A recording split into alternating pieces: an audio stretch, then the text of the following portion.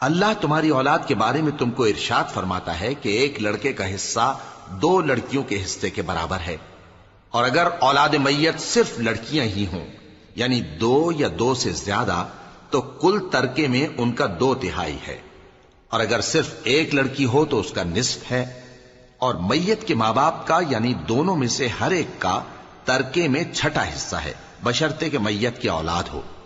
اور اگر اولاد نہ ہو اور صرف ماں باپ ہی اس کے وارث ہوں تو 1/3 ماں کا حصہ ہے، اور اگر میت کے بھائی بھی ہوں تو ماں کا 6واں حصہ ہوگا۔